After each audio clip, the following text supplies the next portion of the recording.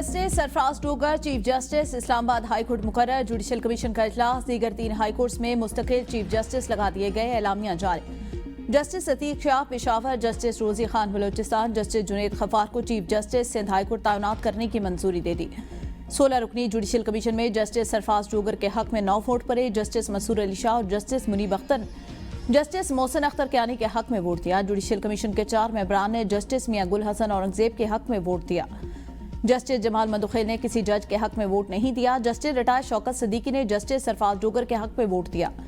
Justice Mansoor Ali Shah ने इजलास के दौरान 26वीं आईनी तरमीम का एतराज दिया था। जस्टिस मुनीब अख्तर ने भी जस्टिस मंसूर अली शाह की राय के हक में राय दी। जराये के मुताबिक एतराज में कहा गया पहले 26वीं तरमीम पर फैसला होना चाहिए। वजीर कानून खैबर पख्तूनख्वा और PTI के 2 मेंबर ने जस्टिस मंसूर अली शाह की राय की हिमायत कर दी।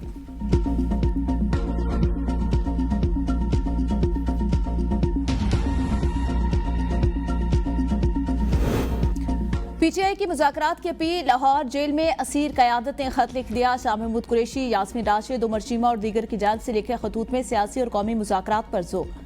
कहा मुल्क को बहरान से निकालने का वाहिद रास्ता मुज़ाकरात हैं। सियासी और मुक़तदर हलकों के दरमियान मुज़ाकरात किए जाएं। इब्तदाई तौर पर सियासी बुनियादों पर मुज़ाकरात शुरू करने की तजवीज़। लाहौर में कैद PTI रहनुमाओं को मुज़ाकराती अमल का हिस्सा बनाने का मुतालबा। बानी PTI तक रसाई आसान बनाने और मुज़ाकराती कमेटी बनाने की भी अपील।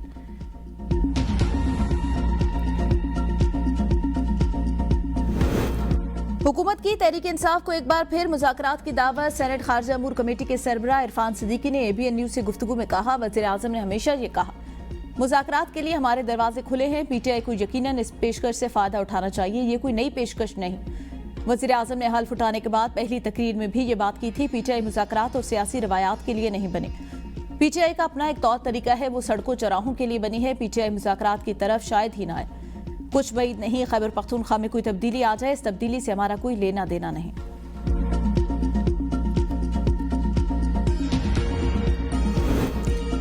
बात उनसे करनी चाहिए जिनके पास इख्तियार हो। 17 सीटों वालों के पास कोई इख्तियार नहीं। अलीमा खान की मीडिया से गुफ्तगू। कहा मौजूदा हुकूमत के पास कोई अवामी मैंडेट नहीं, ये शर्मिंदा भी नहीं होते। बानी PTI ने कहा गुलामी के निज़ाम से बेहतर है जिंदगी जेल में गुजारे। 26वीं तरमीम के नतायज आना शुरू हो गए। बानी को माइनस किया जा रहा है। अब 27वीं तरमीम लाई जा रही है। आहिस्ता आहिस्ता आवाम की आवाज़ बंद कर दी। बानी PTI ने पार्टी क़यादत को 10 मुहर्रम के बाद हुकूमत के खिलाफ तहरीक चलाने की हिदायत कर दी। बानी PTI से बहनों की अडयाला जेल में मुलाकात। डॉक्टर उस्मा खान और नौरीन नियाजी की बानी PTI से मुलाकात 1 घंटा तक जारी रही। अलीमा खान को बाहर रोक लिया गया।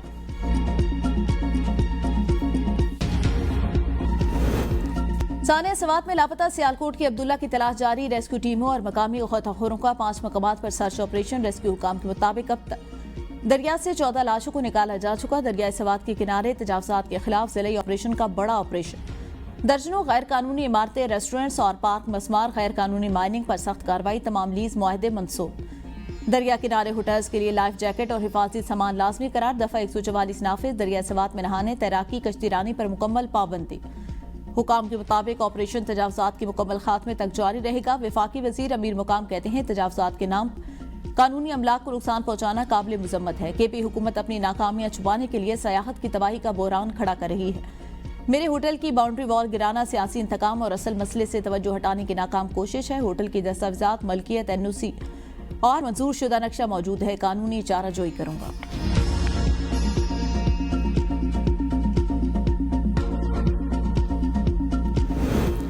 महकमा आबपाशी ने दरियाए सवात में रैली से मुतालिक तमाम मुतल्लिका इदारों को सुबह ही वार्निंग जारी की। DC सवात, चारसदा और नौशहरा को पेश की इतला दे दी गई। दरियाए सवात में सयाहों के साथ पेश आने वाला अफसोसनाक वाक़े पर महकमा आबपाशी की रिपोर्ट के मुताबिक 27 जून को ख्वाजा खेला में दरिया का बहाव चंद घंटों में 6000 क्यूसिक से बढ़कर 77,000 क्यूसिक हो गया। सयाह मामूल के बहाव में दरिया के बीच दाखिल हो गए और फंस गए। वाक़या शदीद बारिश के बायस अचानक पानी का बहाव बढ़ने से पेश आया। रिपोर्ट में रेस्क्यू 1122 को फ्लड रेस्क्यू आलात मुहैया करने, सयाहों में दाखिला महदूद करने, होटल मालकान को पाबंद बनाने और मदीन और कालाम में इजाफी टेलीमेट्री गैजेट्स लगाने की सिफारिश। मकामी इंतजामिया को सयाहों को महफूज मकाम तक महदूद रखने की पॉलिसी बनाने की भी तजवीज़। पेट्रोल महंगा हो गया तो लोगों की नौकरियां खत्म हो जाएगी। कौन जवाबदार होगा? कोई नहीं होगा ना। हालात तो कोई नहीं, महंगाई तो बहुत दिन दिन बढ़ रही है। ज़ाहिर है जुल्म कर रहे हैं, बिल्कुल जुल्म कर रहे हैं। ये मतलब इतना नहीं होना चाहिए। ये तो बल्कि 200 पे आना चाहिए। की मेहरबानी है, वो घूम रही है, लोगों को कहते हैं काम सस्ता हो रहा है लेकिन महंगे हो रहे हैं। क्या कर सकते हैं हम? कुछ कर भी तो नहीं सकते। हुकूमत से हमें बड़ा मान था और मियाँ शहबाज शरीफ और मरीम नवाज से ये रिक्वेस्ट है, गरीब आवाम तो पहले पीछी पड़ी है, जरा रहम करें। बोलो अगे ही मरी पई है, इस तो अगे की मारना इन्हों ਨੂੰ कुछ शै खवा देन, सलाम अलैकुम हो जाए, बंब चला देन, जान छुटे। गरीब बंदा क्या करेगा, कमाएगा या खाएगा या पेट्रोल डालेगा। पेट्रोल 8 रुपए 36 पैसे फी लीटर महंगा, डीजल की कीमत 10 रुपए 39 पैसे फी लीटर बढ़ा दी गई। अवाम का सब्र जवाब दे गया, कीमतों में बड़े इजाफे पर हुकूमत को आड़े हाथों ले लिया। कहा खुदा का वास्ता है हुकूमत अब बस कर दे, पेट्रोलियम मसनूआत की कीमतों में इजाफे से महंगाई का तूफान आएगा। खाने पीने की तमाम अशिया महंगी हो जाएंगी, हुकूमत कीमतों में इजाफा वापस ले। तहरीक इंसाफ ने भी पेट्रोलियम मसनूआत की कीमतों में जालमाना इजाफा मुस्तरद कर दिया। कहा अवाम के मैंडेट से महरूम हुकूमत एहसास और अवाम की मुश्किलात के शऊर से बिल्कुल आ रही है।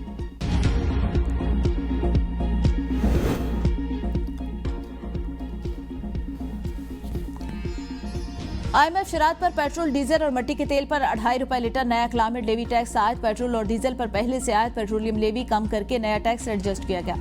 पेट्रोल पर कार्बन लेवी एडजस्टमेंट के लिए PTL कम करके 75 रुपए 52 पैसे लीटर मुकर्रर। डीजल क्लाइमेट लेवी एडजस्टमेंट के लिए PT लेवी 74 रुपए 51 पैसे हो गई। मुज़ाकरात के लिए हुकूमत की नीयत में संजीदगी नजर नहीं आती, मायूसी बढ़ रही है। सलमान अकरम राजा कहते हैं जनवरी में भी मेरी बात नहीं सुनी गई, आज भी सूरत हाल वही, हर बार बानी PTA से मुलाकात से रोका गया। फिर मुज़ाकरात का फायदा क्या, बगैर मुलाकात बातचीत बेकार है, मुज़ाकरात सिर्फ दिखावा बन चुके।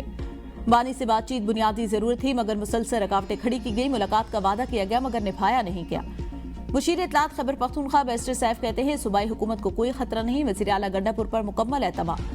पार्टी में फॉरवर्ड फ्लॉक का सवाल ही नहीं, तमाम अरकान असम्बली बानी PTA की हिदायत पर हुकूमत के साथ है।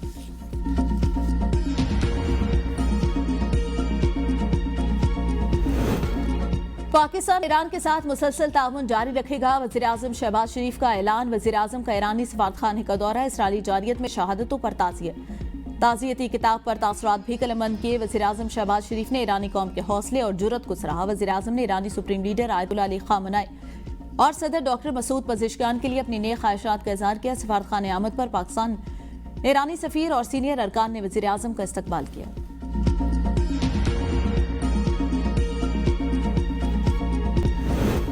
पाकिस्तान और भारत के दरमियान कैदियों की फहरिस्तों का तबादला, 709 कैदियों की तफसीलात एक दूसरे के हवाले। तबादला कौंसल रसाई मुआहिदा 2008 के तहत हुआ। पाकिस्तान ने 246 भारतीय कैदियों की फहरिस्त भारत के हवाले की, 53 शहरी कैदी और 193 माहीगीर भारतीय फहरिस्त में शामिल। भारत ने 463 पाकिस्तानी कैदियों की फहरिस्त पाकिस्तान को फराहम की, 463 में से 382 शहरी और 81 माहीगीर कैदी शामिल। पाकिस्तान ने सजा मुकम्मल करने वाले तमाम कैदियों की फौरी रिहाई का मुतालबा किया। भारतीय हिरासत में मौजूद जहनी और जिस्मानी बीमार कैदियों के लिए कौंसल रसाई का मुतालबा। पाकिस्तान ने जुलाई 2025 के लिए सलामती कौंसिल की सदारत संभाली। नायब वज़ीर आज़म और वज़ीर ख़ारजा इसहाक़ डार कहते हैं पाकिस्तान तमाम रुकन ममालिक के साथ शराकतदारी का ख्वाहां है।